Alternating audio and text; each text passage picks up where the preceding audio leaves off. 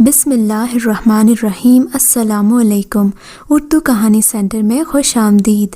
میں اپنے شوہر کے ساتھ رحیم یار خان جا رہی تھی۔ ہم لوگ ٹرین میں بیٹھے ہوئے تھے۔ ان کو نیند آ گئی تو میں ادھر ادھر تکنے لگی۔ پہلے ہم باتیں کر رہے تھے، اب میں اکیلی رہ گئی۔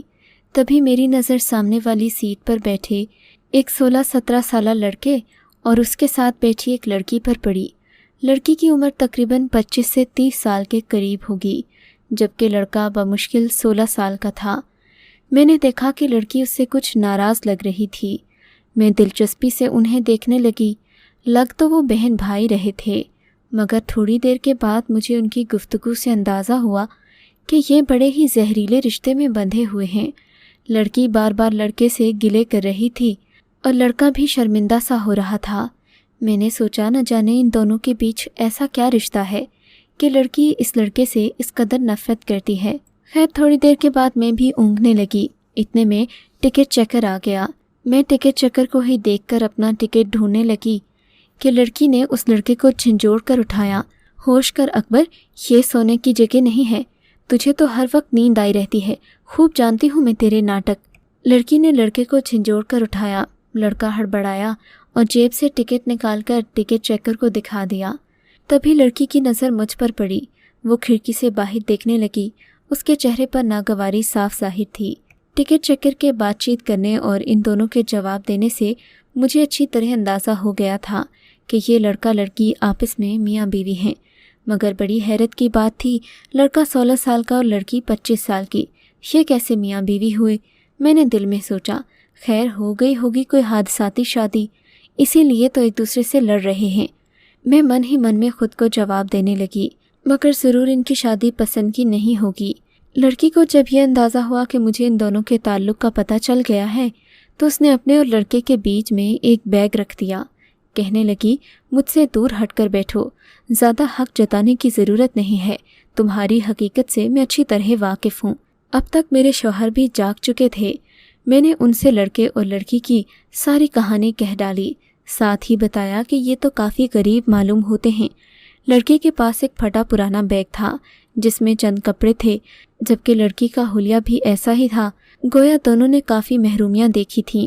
اگلے اسٹیشن پر ٹرین رکی تو لڑکی نے لڑکے کو اسی طرح حاکمانہ انداز میں کہا کہ جا کر میرے لیے جوس لے آؤ۔ لڑکا تو فوراً کسی روبوٹ کی طرح اٹھا اور جوس لینے باہر چلا گیا۔ میرے شوہر بھی کھانے پینے کی چیز لینے گئے تھے۔ ٹرین تھوڑی دیر کے لیے ہی اس اسٹیشن پر رکی تھی۔ تب میں نے اس عورت سے پوچھا، بہن کیا تمہیں کوئی مسئلہ یا پریشانی ہے؟ تم مجھے بتا سکتی ہو، میں نے دیکھا ہے تم اس لڑکے سے کافی الجھ رہی تھی۔ بس بہن نہ پوچھو، لڑکی کے چہرے پر غصے کی لہر آ گئی۔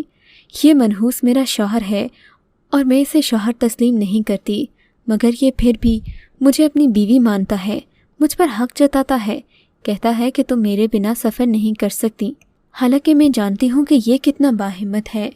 لڑکی نے غصے اور حقارت سے کہا، اچھا بہن تم غصہ نہیں کرو، اگر تمہیں کوئی مسئلہ ہوگا میں تمہاری مدد کرنے کی کوشش کروں گی، ویسے بھی ابھی سفر لمبا ہے، تم مجھے پوری بات بتا سکتی ہو، اور اگر کسی بھی قسم کی مدد چاہیے ہو تو ہچکچانا مت۔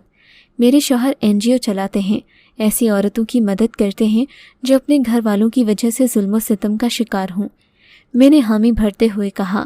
لڑکی کی آنکھوں میں چمک آ گئی، باجی اگر آپ واقعی میری مدد کرنا چاہتی ہیں تو اس منحوس کو نوکری دلوا دیں۔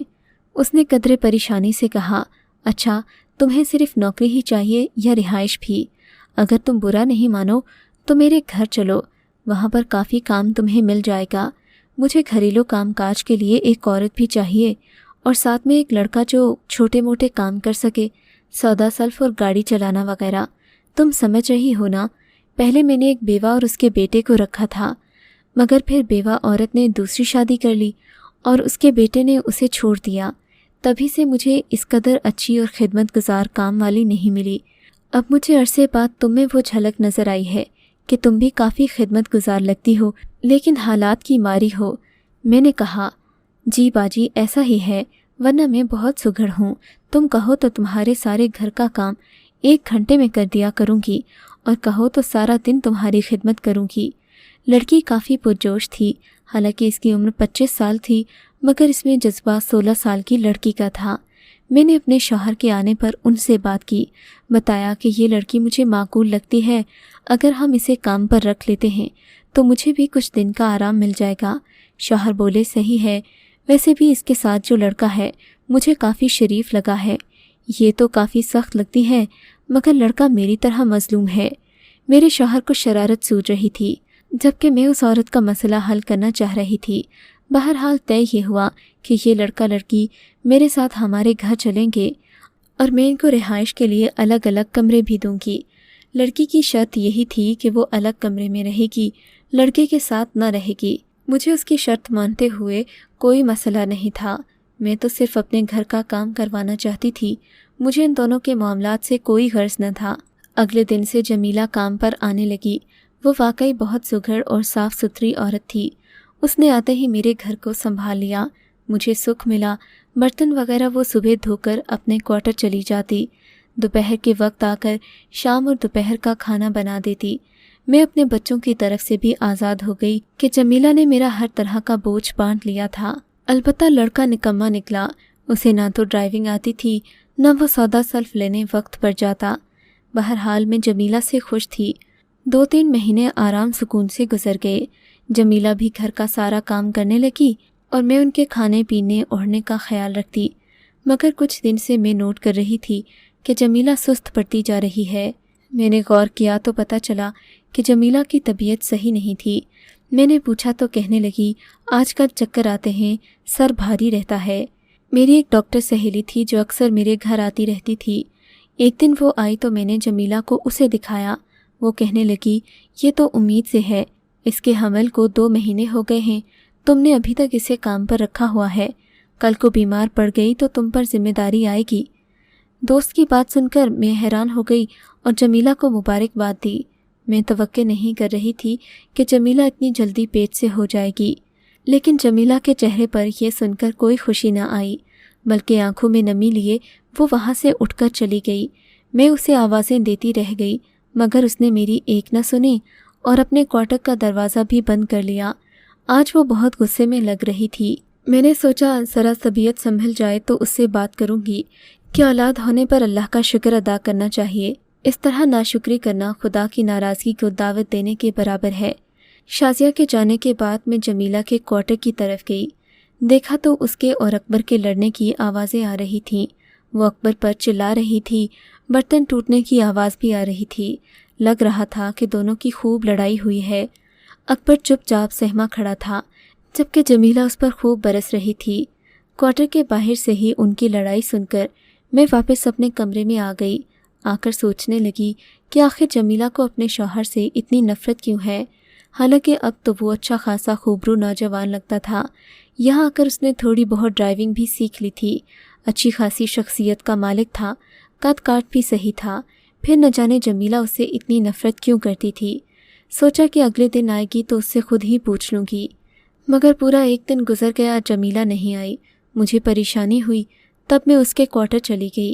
وہ سر پر پٹی باندھے بیٹھی تھی۔ جمیلہ کیا ہوا؟ تم اس قدر پریشان کیوں ہو؟ لوگوں کی اولاد ہوتی ہے تو وہ خوش ہوتے ہیں، تم ہو کے پریشان ہو رہی ہو۔ میں نے اسے سمجھانے کی کوشش کی، باجی مجھے یہ بچہ نہیں پیدا کرنا، نہ ہی مجھے بچے پیدا کرنے میں کوئی دلچسپی ہے، وہ بھی اس شخص کے۔ اس نے اکبر کا نام لیتے ہوئے کہا۔ میں نے کہا بس کر دو جمیلہ، کل تم میرے پاس آنا، میں تمہیں کسی سے ملواؤں گی، یقیناً تمہارا دماغ صحیح ہو جائے گا، پھر تم ایسی بات نہ کرو گی۔ وہ حیرت سے مجھے تکنے لگی۔ باجی تم مجھے کس سے ملواؤ گی؟ کیا مجھ سے کوئی غلطی ہوئی ہے؟ نہیں بھائی، کام میں تم سے کوئی غلطی نہیں ہوئی، مگر تمہارا اپنے شوہر کے ساتھ یہ رویہ میری سمجھ میں نہیں آتا۔ میں تمہیں کل کسی سے ملوانا چاہتی ہوں تاکہ تمہارا بھی دماغ درست ہو جائے اور تمہاری اور اکبر کی زندگی صحیح راہ پر آ جائے۔ تم کل آ جانا، باقی باتیں بعد میں ہوں گی۔ جمیلہ کو یہ کہنے کے بعد میں اپنے کمرے میں آ گئی، سوچنے لگی کہ انہیں کیسے بلاؤں۔ وہ میری مدرسے کی استانی جی تھیں، انہوں نے مجھے عورت کے حقوق و فرائض کے بارے میں کافی کچھ پہلے بھی بتایا تھا، اور آج کل بھی وہ مجھے اپنے شوہر سے اچھے رویے کی تلقین کرتی رہتیں۔ یہی وجہ تھی کہ انتہائی ماڈرن ہونے کے باوجود بھی میں اپنے شوہر کی ہر بات پر آنکھیں بند کر کے یقین کرتی اور ان کی مکمل اطاعت کرتی۔ इसी वजह से वो भी मेरे दीवाने थे, मेरी कोई बात ना टालते और मुझसे बेपनाह मोहब्बत करते। हमारी इस दवाजी ज़िंदगी को खुशगवार बनाने में उनका बड़ा अहम किरदार था। तभी मैंने सकीना बाजी को फ़ोन किया, उन्हें अपनी काम वाली के बारे में सारी कहानी सुनाई। वो कहने लगी कि मैं कल ही आ जाऊंगी। मियाँ बीवी के दरमियान सुलह करवाना तो फरिश्तों का काम है। मैंने कहा आप कल ही आ जाएं। वो राज़ी हो गईं तो मैंने उनका शुक्रिया अदा किया और कल आने की दावत दी। अगले दिन वो सरे शाम आ गईं। असर का वक्त था। मैं जमीला को उसके क्वार्टर से बुला लाई।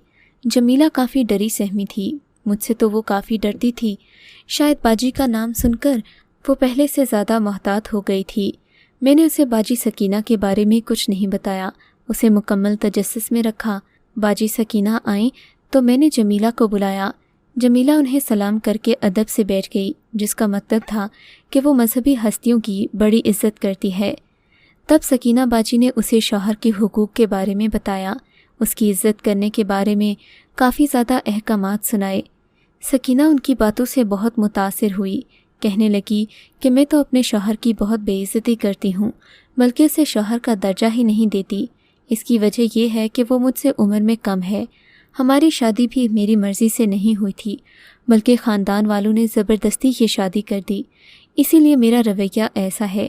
लेकिन मैं अब पूरी कोशिश करूँगी कि उसे वो मकाम दे सकूँ जो इस्लाम ने औरत को अपने शौहर को देने का कहा है। सकीना बाजी खुश हो गई। जमीला को भी बात समझ में आ गई। मैंने सकीना बाजी को इज़्ज़त से रुखसत किया। उनके जाने के बाद मैंने जमीला से पूछा, जमीला तुम बताओ, तुम्हारा क्या किस्सा है? तुम्हारे इस शौहर से तुम्हारी शादी ज़बरदस्ती कैसे हुई? क्या तुम लोगों ने कोई गलती की थी? नहीं बाजी, गलती नहीं की थी, ये मुआ मेरा देवर था। सकीना ने कहा तो मैंने मुंह में उंगलियां दाब लीं। हैं, देवर था तुम्हारा? फिर इससे तुम्हारी शादी कैसे हो गई? मेरी बात पर जमीला ने मुझे अपनी कहानी सुनाई। बाजी, जिस घर में मेरी शादी हुई थी ना, वहाँ पर सिर्फ मेरा शौहर और देवर दो ही भाई थे। उसके बाद मेरी सास और ससुर, घर में और कोई नहीं होता था। मैं तो यही सोच कर आई थी कि अकेला घर है, मैं मौज करूँगी, मगर मैं नहीं जानती थी कि जिस घर में औरतें ज़्यादा ना होना, वहाँ के मर्द सास और नंदों की कमी पूरी कर देते हैं। मेरा देवर भी ऐसा ही था। इसने आते ही मुझे अपने असल रंग दिखाना शुरू कर दिए। इसकी फितरत में बड़ी चालाकी और तेज़ी थी। ये जब भी मौका मिलता मुझे कहीं न कहीं जलील ज़रूर करवाता। मगर कुछ दिन के बाद इसकी अपनी बारी आ गई। मैंने भी घर में कहना शुरू कर दिया कि मेरा शौहर काम करता है और अकबर सारा दिन चारपाई तोड़ता रहता है। मेरे शौहर की उम्र भी कुछ ज़्यादा नहीं थी, यही कोई 30-32 साल उम्र थी, मगर वो बहुत ज़िम्मेदार वाक़े हुए थे। पूरा घर संभालते, हर एक का ख्याल रखते, मगर अकबर था कि चारपाई से ही ना हिलता था। अब मैंने जब इस पर ज़ोर देना शुरू किया कि तुम बाहर जाकर कुछ रुपया कमाओ, अपना घर चलाने में किरदार अदा करो, तो ये मेरा और दुश्मन हो गया। मुझसे बात बात पर लड़ने लगा और मेरे मियाँ को मेरी झूठी शिकायतें लगाने लगा। एक दिन की बात है, मैं फर्श पर कपड़े धो रही थी। न जाने अकबर कहाँ से आ गया। इसने आते ही एक कागज़ गीले फर्श पर फेंक दिया। मैंने तो इस बात की परवाह नहीं की, ना ही मेरी कागज़ पर नज़र पड़ी। थोड़ी देर के बाद मेरे शौहर घर आए तो ये उन्हें बुला लाया। बोला कि भाभी अपने ख़त पानी में बहा रही थी। वो न जाने किस किस को ख़त लिखती थी, और अब जबकि इस घर में आई है तो रोज़ एक एक ख़त पानी में पड़ती है और उसे बहा देती है, साथ साथ रोती भी रहती है। मैंने खुद अपनी आंखों से देखा है। देवर की ये बात सुनकर मेरा तो सर घूम गया। मेरा शौहर जब बाथरूम में आया तो उसे वाकई एक गीला कागज़ फर्श पर से मिला। जब उसने ये बात देखी तो उसका भी पारा चढ़ गया। उसने मुझसे खूब लड़ाई की। मैंने अपने शौहर को 1000 वास्ते दिए कि ऐसा कुछ नहीं है, मगर उसने मेरी बात नहीं जानी। उस दिन के बाद से मेरे घर में मेरी इज़्ज़त 2 कौड़ी की होकर रह गई। मैं अपने शौहर को बुलाती मगर वो मेरी बात न सुनते। इन्हीं दिनों की बात है, मैं हिम्मत हार कर बैठ गई। अब मेरे शौहर मुझ पर और मेरे देवर पर भी शक करने लगे। इन्होंने अकबर को कहना शुरू किया कि तुम भी घर में ना रुका करो। वज़ाहिर उनका रवैया आम सा था, मगर मैं जानती थी कि वो मुझ पर भरोसा नहीं करते। न जाने क्या क्या सोचने लगे थे मेरे बारे में। हालांकि मैं उनके भाई को अपना भाई समझती थी, मगर वो किसी और ही गुमान में मुब्तला थे। उस दिन के बाद से میرے شوہر اور اکبر کی خود کی لڑائی شروع ہو گئی۔ اکبر کو وہ کہتے کہ تم میرے ساتھ دکان پر آیا کرو، مگر اکبر تھا کہ دکان پر نہیں جاتا تھا، اپنے دوستوں کے ساتھ آوارہ گردی کرنے نکل جاتا، جبکہ شوہر کا خیال تھا کہ وہ اسے اپنے ہی سامنے رکھیں، اس سے کام کروائیں اور دکان میں آمدن خوب ہو۔ مگر اکبر نے ان کی ایک نہ سنی۔ بالآخر اس نے ایک نیا حل نکال لیا۔ ایک دن اپنی ٹانگ توڑوا بیٹھا۔ گھر میں آیا تو اس کی ٹانگ پر پٹی بندھی ہوئی تھی، لنگڑا لنگڑا کر چلتا اور صبح اٹھتے ہی اس کے پاؤں میں جیسے لنگ زیادہ ہو جاتا۔ اس کی ٹانگ کا نقص دیکھ کر میرے شوہر کو بھی ترس آ گیا۔ کہنے لگے بھائی بیچارے کو کسی منحوس کی نظر لگی ہے۔ میں جانتی تھی کہ وہ میری ہی طرف اشارہ کرتے ہیں، حالانکہ اس میں میرا کوئی قصور نہیں تھا۔ میں نے تو اسے یہ نہ کہا تھا کہ باہر جا کر دوستوں کے ساتھ کرکٹ کھیلے اور اپنی ٹانگیں توڑوا بیٹھے۔ خیر اگلے دن صبح کی بات ہے، میں اٹھی تو اکبر لنگڑا کر چل رہا تھا، لیکن شوہر کے جانے کے بعد وہ بالکل صحیح ہو گیا۔ یہی نہیں، اپنے دوستوں کے ساتھ کرکٹ کھیلنے بھی گیا۔ یہ دیکھ کر مجھے بہت رنج ہوا۔ میں نے اپنے شوہر کو اپنی قسم دے کر کہا کہ میں جھوٹ نہیں کہہ رہی، مگر اکبر کے پاؤں میں کوئی خرابی نہیں، وہ بے شک اسے ڈاکٹر کے پاس لے جائیں۔ شوہر جو اکبر پر یقین بھی کرتے تھے اور نہیں بھی کرتے تھے، اسے ڈاکٹر کے پاس لے کر جا رہے تھے۔ اکبر اس وقت بھی بھرپور ناٹک کر رہا تھا، لنگڑا لنگڑا کر چل رہا تھا کہ سڑک پار کرتے ہوئے میرے شوہر نے اس کا ہاتھ پکڑا۔ تبھی ایک تیز رفتار گاڑی آ گئی۔ گاڑی سے اسے بچانے کے چکر میں میرے شوہر خود اپنی جان سے ہاتھ دھو بیٹھے۔ اس وقت اکبر کی لنگڑاہٹ فوراً ٹھیک ہو گئی۔ یہ اکبر ہی تھا جس نے اپنے بڑے بھائی کو ہسپتال پہنچایا، مگر اس وقت اس کی ٹانگیں بالکل ٹھیک تھیں اور اسے کسی قسم کا کوئی مسئلہ نہیں تھا۔ یہ بات اس نے مجھے بعد میں بتائی، جس کے بعد سے مجھے اس لڑکے سے نفرت ہو گئی۔